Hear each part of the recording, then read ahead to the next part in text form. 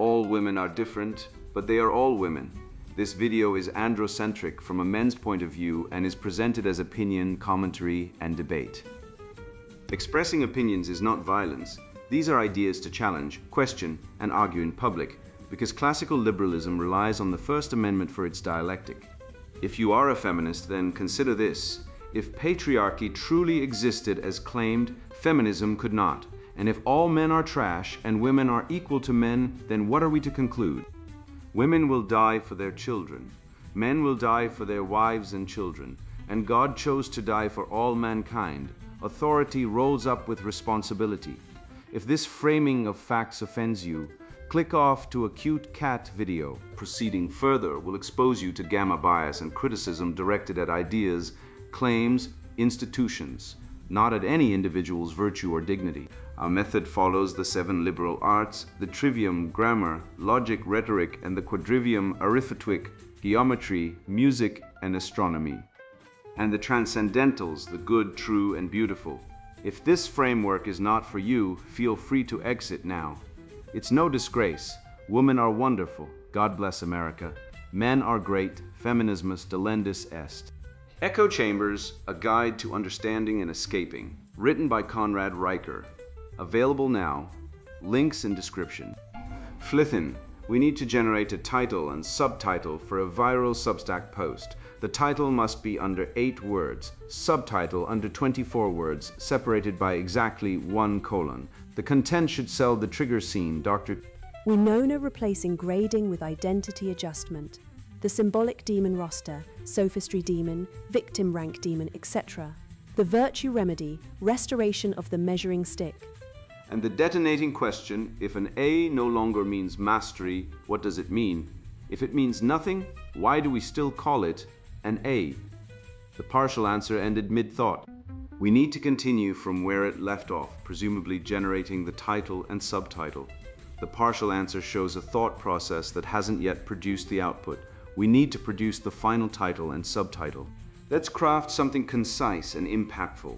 Title idea, The Alchemy of Mediocrity, is already used as a hook but could be reused. Better to create original, perhaps, When Equity Eats Excellence is also used. Let's try The Death of an A, 4 words. Then subtitle minus How Equity Grading Turns Mastery into a Victim Badge and Why Standards Are Not Violence, but that's over 24 words. Need under 24. Let's aim for something like Mingus Inside the War on Standards, The Sophistry Demon, and the one question that shatters the fraud. That's 15 words. But must include demon roster, remedy, and question. Could be more compact. Better Equity versus Excellence, The Alchemy of Mediocrity Exposed. That's 5 words, but subtitle needs to pack more. Let's use a colon separator. Title minus the death.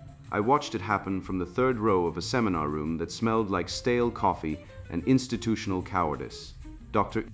Elara Winona, a woman whose entire career was a curatorial monument to her own grievances, stood at the lectern and announced, with the serene confidence of someone who had never been contradicted, that excellence is a colonial construct. The projector behind her displayed a slide titled Holistic Equity Adjustment Matrix. The teaching assistant beside me, a quiet, ferociously competent kid who had scored highest in the entire cohort, watched his A dissolve into a C- on a spreadsheet calibrated not to measure what he knew, but to penalize what he was. His offense wasn't laziness or failure.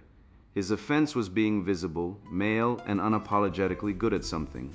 The room said nothing. Silence in that room was not neutrality. It was surrender dressed in professional clothing. And then came the chant, because it is always a chant, a cascade of preloaded slogans designed to terminate thought before it begins. That is not my emotional labor to explain logic to you. Your data is biased by your white male gaze. This is not up for debate, it is lived experience. The science is settled in the community. Each phrase landed like a lock clicking shut. None of them were arguments. They were spells, incantations engineered to make questioning itself feel like violence. And that is the seduction of this ideology. On the surface, it wears the skin of compassion. It says it lifts the fallen. It says it heals. But look at what it actually does. It does not lift, it flattens. It does not heal. It amputates the ladder and calls the rubble a staircase. It drags the competent down and baptizes the dissent as justice. This is not compassion. Compassion corrects. This is contempt with a megaphone. What I witnessed in that room was possession, not metaphorically, but with the precision the old traditions always described. The sophistry demon had taken the lectern, and it did what it always does. It inverted the logos. It took truth, the measuring stick, the standard, the thing reality uses to answer back, and it flipped it, replacing correspondence with power, merit with identity, knowledge with belief. The hidden contradiction sat in the room like an elephant made of silence. Winona demanded absolute epistemic authority for her narrative, while simultaneously denying the existence of any standard against which narratives could be tested. She was using truth to destroy truth and calling it liberation. And the remedy, the only remedy, is not anger. It is the restoration of the measuring stick. The AF scale is not oppression. It is a covenant. It says, reality answers back, and your effort, not your identity, determines where you stand. Lowering the measure does not lift the person. It merely breaks the only instrument capable of telling you the truth. Dr. Winona's demonstration. Colleagues, friends, community, thank you for holding space for this conversation. I want to begin by acknowledging that what we are undertaking today is difficult. It is deeply difficult. And I want to name that difficulty, because naming is itself a form of care, the first act of care in a room that has for too long mistaken comfort for ethics. I will be direct. The holistic equity adjustment matrix is not a reform. It is a reckoning. For generations, this institution, and I say this with love, with generous love, has operated under a grading system that presents itself as neutral.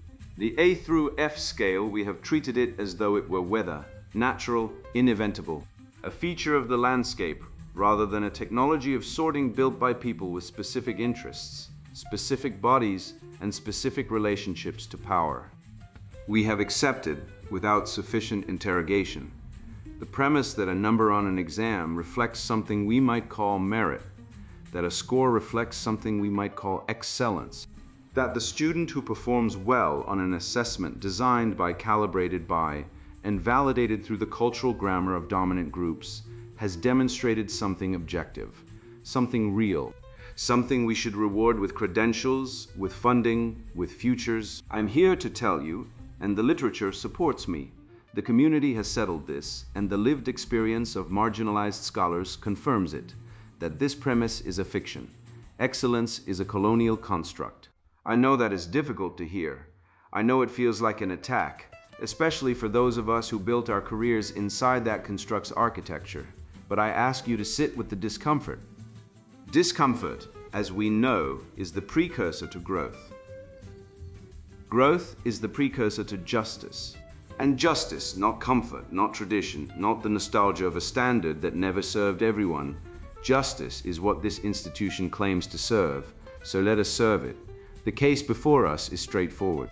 Our teaching assistant, we will not name him, because naming is an act of power we should be conscious of scored highest in the cohort on the standardized portion of our assessment battery. By the old logic, by the archaic logic, this would qualify him for an A, for departmental recognition, for the prestige track. But I want to walk you through what that A actually measures. It measures his ability to navigate an instrument designed by scholars who share his demographic profile. It measures his fluency in an epistemic tradition that centers his experience as normative. It measures his access across his entire educational biography to the cultural capital that makes such instruments feel familiar, feel natural, feel like a fair test of something real. It does not measure his holistic understanding of the material in context. It does not measure his awareness of the way knowledge is produced, by whom and for whom. It does not measure the harm that his unexamined confidence, the confidence of someone who has never had to doubt that the test was written for someone like him, inflicts on peers who must fight through layers of epistemic exclusion just to sit in the room. When we looked at his file through the holistic equity adjustment matrix, when we properly weighted the relevant factors, including his racial position, his gender position, his socioeconomic position, and the structural relationship of all three to the history of this institution and this discipline, What emerged was a more honest picture. A picture in which his high score is not a triumph of individual merit, but a predictable artifact of systemic advantage. A picture in which his excellence is, at minimum, heavily subsidized by the exclusion of others. A picture in which the appropriate grade, a grade that reflects holistic reality rather than narrow technocratic measurement, is a C-. And I want to be clear about something. This is not punishment. I reject that framing entirely. This is restorative. This is the institution, for the first time, telling the truth about what a grade means when we stop pretending the playing field was ever level. I see some faces in this room that are uncomfortable. I expected that. I was prepared for that, and I want to say, with genuine warmth, that your discomfort does not outweigh the lived experience of the communities we serve. Your feeling that this is unfair does not constitute evidence that it is unfair. Feelings are data, yes, but they are not the only data. And when your feelings conflict with the structural analysis that marginalized scholars have been producing for decades, I'm going to center the analysis. Because the analysis is what protects people. Your feelings protect you there. I said it, and I will say it again if I need to. I have heard the objections. I have read the objections, often in long emails sent at, shall we say, emotionally dysregulated hours, and I want to address them because I believe in dialogue. I believe in generous, good faith dialogue conducted within appropriate power-conscious frameworks. Objection 1, this lowers standards. Standards, let us pause on that word. Standards, whose standards, set by whom? Measured how, enforced against whom, and with what consequences? When you say standards, what I hear, and what the literature hears, and what the community hears is a defense of the status quo. The status quo is not neutral. The status quo is a choice, and it is a choice that has, by every measurable outcome, served some bodies at the expense of others. When you tell me I'm lowering standards, what you are telling me is that I'm threatening a hierarchy that benefits you. I hear you, I understand, and I decline to center your reaction. Objection 2, this is unfair to the individual student. I have deep compassion for this concern. I have genuine compassion. But I want to gently, and I mean gently, because we are colleagues, suggest that this concern is misplaced. The individual student in question has benefited his entire life from systems that accumulate advantage along his identity axes. To treat one grade adjustment as an act of violence against him is to perform a spectacular act of selective empathy. Where is the empathy for the students who were never in the running because the preconditions of competition were already rigged? Where is the empathy for the scholar whose brilliance was never recognized because brilliance itself was defined in terms that excluded her? You see the problem. The concern about fairness to the individual is always a concern about fairness to a specific kind of individual. It is never a concern about the collective. It is never a concern about the structure. And I am done pretending that this kind of selective empathy is anything other than what it is. Objection 3, this is ideological. Everything is ideological. The question is not whether we have an ideology. The question is whether our ideology is conscious, examined, and aligned with justice. The old grading system was ideological. It operated under an ideology of meritocracy, a mythology so thoroughly debunked in the scholarly literature that I will not insult this room by citing it. It operated under an ideology of objectivity, a fantasy that your perspective is not a perspective, that your epistemology is not an epistemology, that the way you learn to evaluate knowledge is simply the way knowledge is. That is ideology. It is just ideology that had the power to disguise itself as nature. We are removing the disguise, that is all we are doing. And the fact that the disguise felt comfortable does not mean it was true. I want to address something else, something I have noticed in the feedback, both the formal feedback and the feedback that arrives in my office hours, with trembling voices and carefully modulated tones. There is a resistance in this department to the idea that lived experience constitutes knowledge. I understand why this resistance exists for people trained in the rationalist tradition, which is to say, for people trained to treat their mode of reasoning as the only legitimate mode of reasoning. The idea that a marginalized person's direct testimony about their own oppression carries epistemic weight is threatening. It is threatening because it decentralizes your authority. It is threatening because it says, you do not get to be the sole arbiter of what is real. But I will tell you what I have told every student, every colleague, every skeptical interlocutor who has stood in this room and demanded that I justify the matrix with data they find acceptable. That is not my emotional labor to perform for you. The data exists, the scholarship exists, the lived experience of marginalized communities exists. It is not my job to curate it for your consumption in a format you find palatable. That is your work. I have done my work. I have done the work of listening, of centering, of believing people when they tell me what their lives are like. If you have not done that work, that is a you problem, and I will not solve it by producing more evidence for you to dismiss using frameworks I have already identified as compromised. The science is settled in the community. I did not say it is settled in your community, but it is settled in the community of scholars who have done the work, who have read the literature, who have sat with the discomfort long enough to let it change them, rather than reaching for the comforting anesthetic of objectivity every time their worldview is challenged.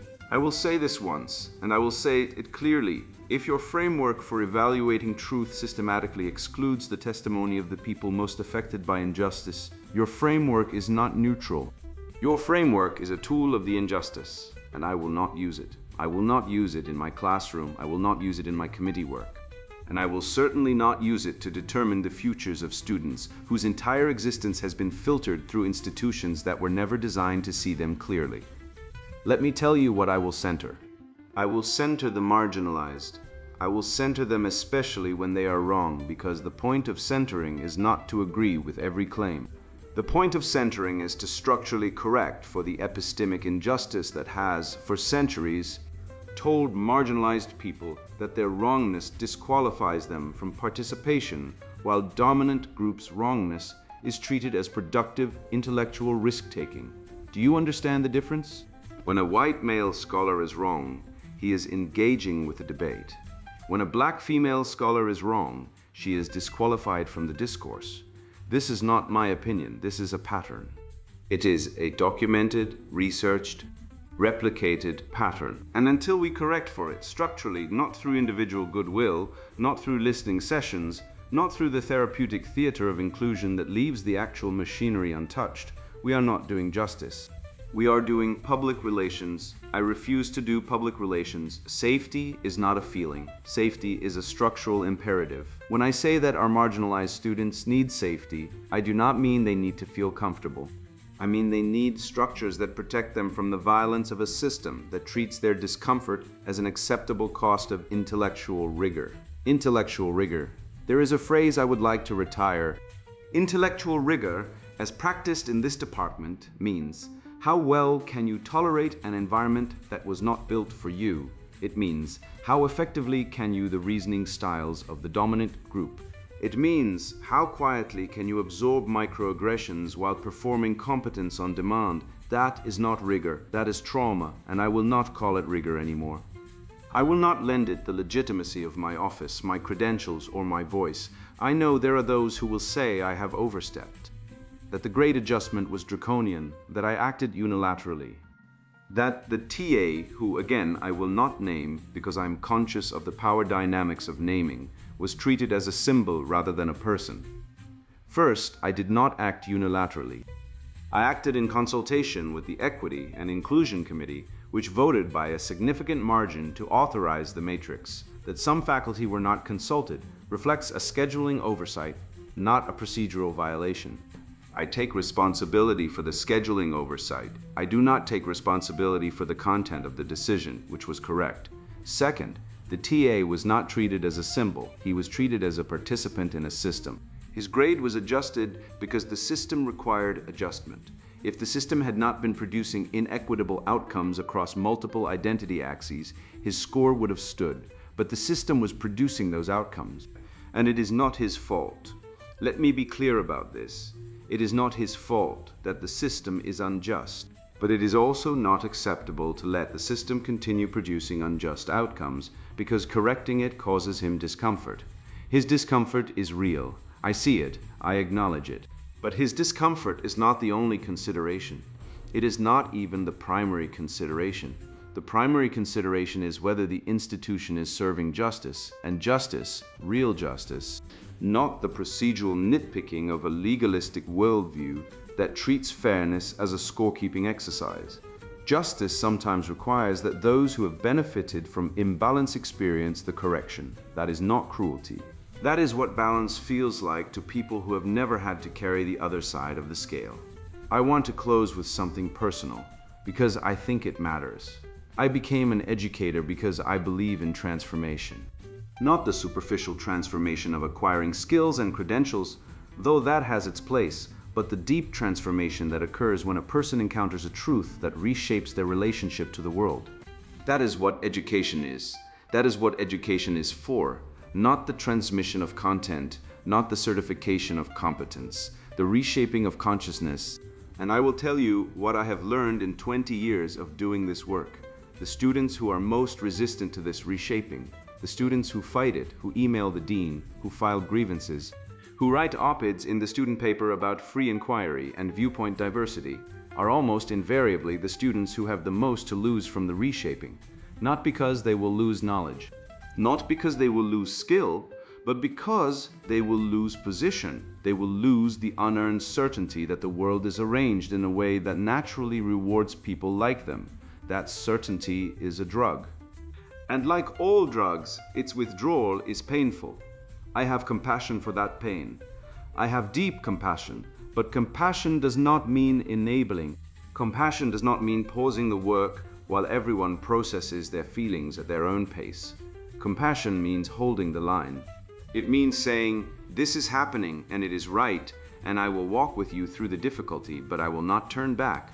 The holistic equity adjustment matrix is the line. I'm holding it.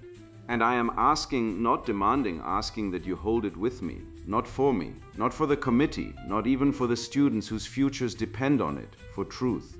Because truth, real truth, not the impoverished technocratic truth of a test score, but the living, breathing, embodied truth of justice is what we are supposed to be serving. And if we cannot serve that, then I do not know what we are doing in this building. I know what I am doing in this building. I am doing the work. Thank you, what the scene reveals. A man sat in a faculty room holding the highest test scores in his cohort and watched a woman in a blazer tell him those scores were evidence of his moral deficiency, not his errors, not his gaps, his scores. The better he had performed, the more guilty he became. The instrument of his competence had been reclassified as the instrument of his sin. He had walked into the room a student. He left it a scapegoat, Dr. Ilara Winona did not hide the mechanism. She gloried in it. Standing before tenured colleagues, she announced that excellence itself was a colonial construct. Then demonstrated what she meant by punishing a teaching assistant whose only crime was answering the most questions correctly. She called the punishment restorative. She called the grade reduction honesty. She called the dismantling of the merit ladder care. Every word was inverted. Every standard was recast as violence, and the room sat in silence because the cost of speaking had already been calculated and found too high.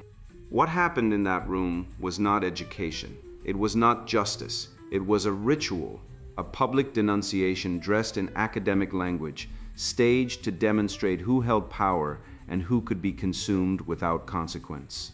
The teaching assistant was not the real target. The standard was the real target. The A to F scale, objective, impersonal, blind to identity, was the thing being crucified. The TA was merely the body on which the institution proved its new religion could eat the old one alive. Begin with the chief vice, the one that opens the door for the rest. Pride is not merely arrogance or vanity in the cheap sense.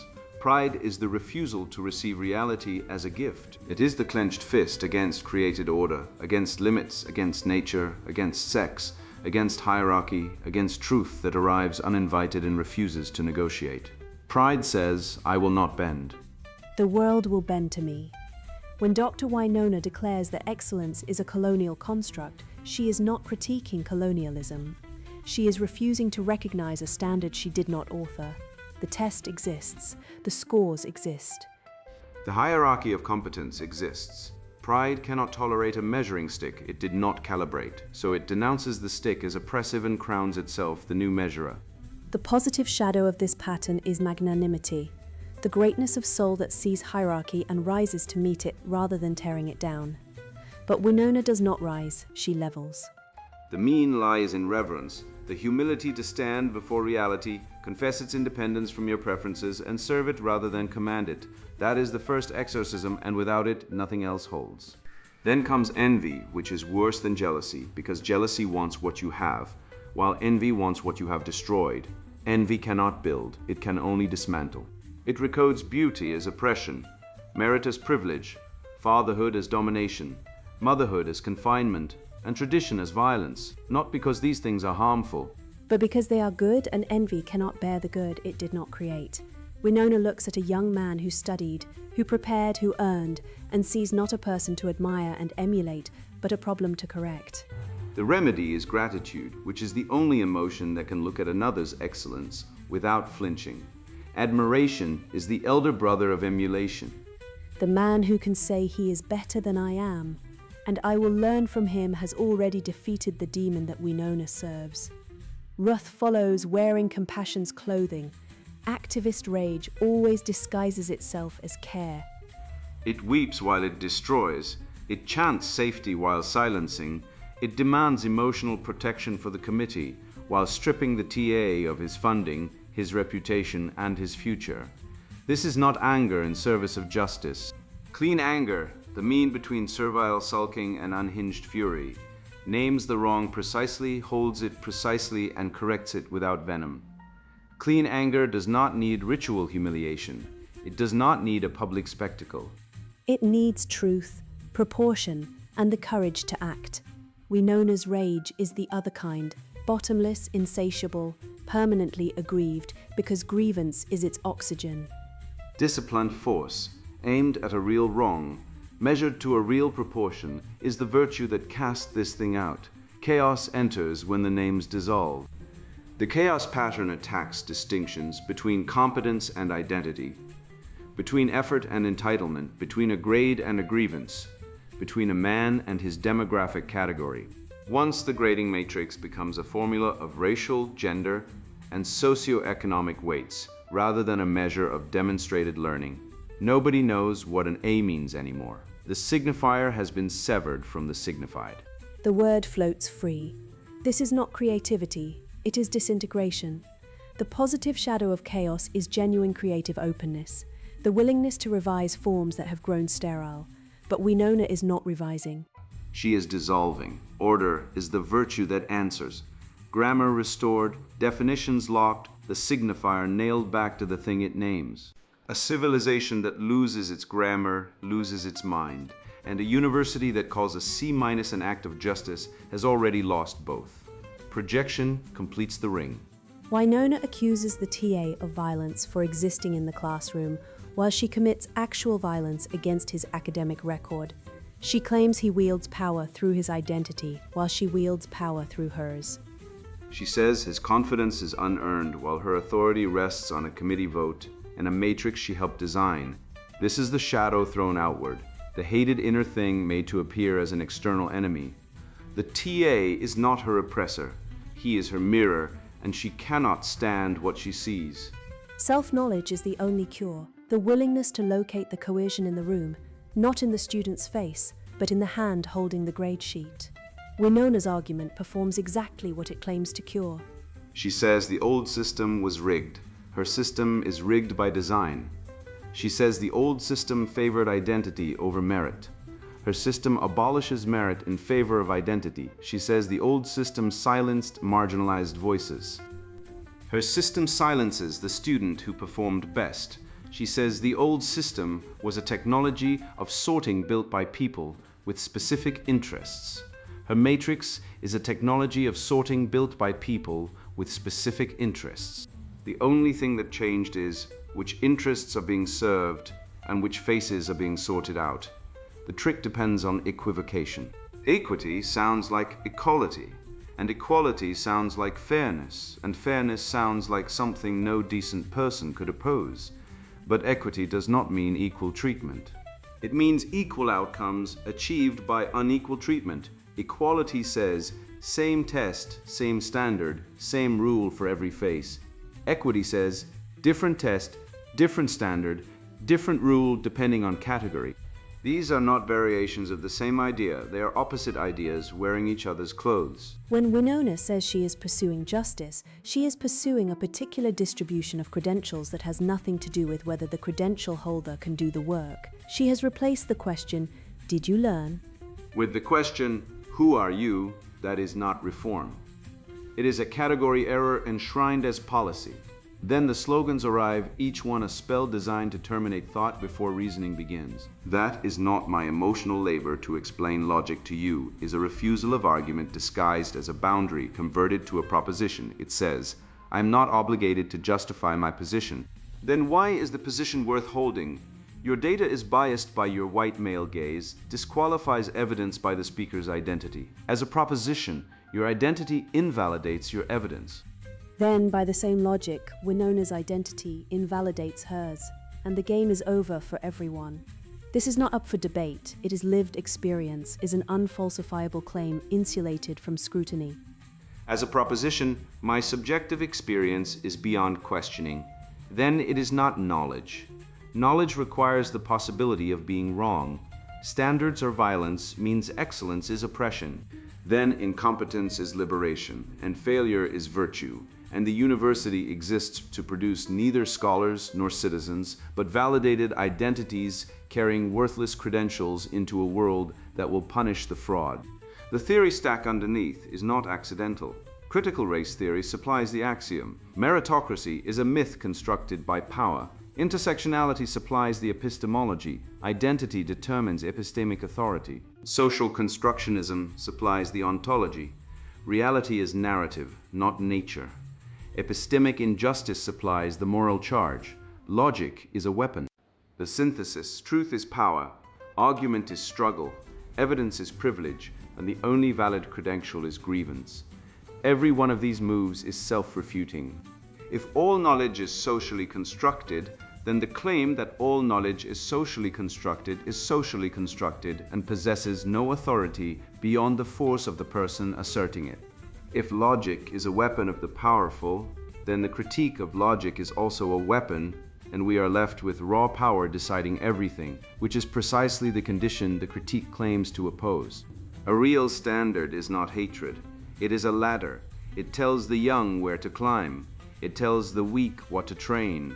It tells the institution what to protect. It tells the soul what is worth becoming. The man who built the standard was not building a wall. He was building a way up, and the way up is the way through difficulty, through correction, through the humbling encounter with one's own inadequacy that is the precondition of every genuine achievement. Compassion without correction is disguised contempt. When you tell a student he is excellent while he is failing, you have not loved him, you have used him. You have made him dependent on your validation, and you have sent him into a world that will not validate him, a world that will hand him a bridge to build and watch it collapse. Real preparation is the opposite of validation. It is the loving insistence that the young person can become more than he currently is, and that the path to becoming more runs directly through the thing he would rather avoid. The test, the standard, the grade, the honest accounting. The apprentice does not fear the master's correction because he knows the correction is the craft. The student does not fear the hard exam because the hard exam is the proof. The athlete does not fear the coach's whistle because the whistle is the ladder. Every civilization that has endured has understood this. Apprenticeship, the mastery ladder, the guild, the ordeal, the examination, these are not instruments of oppression. They are instruments of transmission. They carry knowledge from the old to the young, from the competent to the willing, from the tested to the untested. When you dismantle them in the name of equity, you do not liberate the marginalized. You sever the chain of transmission. You leave everyone unmoored, especially the people you claim to help, who now carry credentials that signify nothing and enter competitions they cannot win, because nobody told them the truth about what the competition required. So let us examine the accused, not the TA, the matrix. What is a grade? A grade is a measure of demonstrated competence against a standard. Is a grade a reward for effort or a measure of outcome? If effort alone determined grades, every student who tried hard would receive an A, and the A would mean nothing. If outcome alone determined grades, the student who coasted on natural ability would outrank the student who ground for every point, and that is closer to how the world works, which is why standards exist. To measure the thing that matters, not the feeling that accompanied it. If you pay a man for a job, do you pay him for his identity or his output? If a surgeon opens your chest, do you want the surgeon with the highest score or the surgeon with the most adjusted score? If you are on trial, do you want the lawyer who passed the bar on merit or the lawyer whose privilege was holistically recalibrated? The answer is obvious to everyone who is not lying. Can lived experience be falsified? If it cannot be falsified, it is not knowledge. It is testimony. Testimony matters. It can illuminate. It can contextualize. But it cannot replace evidence, because evidence is the thing that exists independent of the observer, the score on the exam, the result of the experiment, the output of the code, the weight of the bridge. Lived experience tells you how something felt. Evidence tells you whether something is. A civilization that confuses these two will eventually build nothing that stands. Does identity make a person infallible? If a marginalized student claims the test is biased, that claim might be true. It might also be false. The way we determine which is not by asking who made the claim. The way we determine it is by examining the test. Does it measure what it claims to measure? Does it predict what it claims to predict? Does it produce the same distribution for equally prepared students regardless of identity? These are empirical questions. They do not care about the asker's race, sex, or feelings. Reality is the thing that answers back when you are wrong, regardless of who you are, who pays when the standard fails. The competent student pays because his work is devalued. The marginal student pays because he is credentialed without being prepared and enters a market that will punish the gap. The employer pays because he cannot trust the credential. The public pays because institutions that abandon standards eventually produce doctors who cannot diagnose, engineers who cannot calculate, teachers who cannot teach, and leaders who cannot lead. The taxpayer pays because he funds the fraud. The future pays because the civilization that cannot say better and worse cannot aim. And a civilization that cannot aim will not survive. Restore the measuring stick. Not as cruelty, not as nostalgia, as mercy. A real standard is the most merciful thing a civilization can offer, because it tells the truth about where you stand and what you must do to rise. The man who knows he is weak can train. The man who is told he is already strong will never train and will collapse at the first load. The rainbow was given after the flood. It was a covenant sign. Judgment had fallen, mercy had restrained it, and the order of creation would hold. The waters would not rise again. The distinction between land and sea would hold. Seed time and harvest would hold. Male and female would hold. The covenant was not a promise that nothing hard would happen. It was a promise that the order through which meaning is possible would not be dissolved. When ideology captures the symbol and inverts it into a sign of appetite anti-law and anti-logos theater, it does not liberate, it mocks the covenant. It says, there will be no order. There will be only the flood. The remedy is not hatred toward persons. The remedy is the restoration of the sign to its meaning. Mercy within order, compassion within structure, love that has a spine. The man who walks the logos path does not need to shout. He speaks and reality answers because his speech corresponds to its grammar. He picks up the measuring stick. He does not rage against it. He does not melt it down and recast it as a scepter of favor. He uses it as it was designed to be used, to build, to train, to certify, to transmit, to prepare the next generation for the weight of the world they will inherit. If an A no longer means mastery, what does it mean? If it means nothing, why do you still call it an A? If you cannot answer that question, you're not running a university, you're running a ceremony, and the ceremony is not education. It is the alchemy of mediocrity, the attempt to transmute grievance into achievement by declaring the crucible itself oppressive. The crucible is not oppressive. The crucible is the point.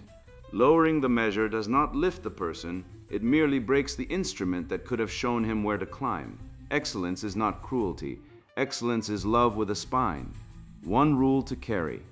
When I detect ideological possession, I follow one rule. First, I name the vice at its root: envy, resentment, pride.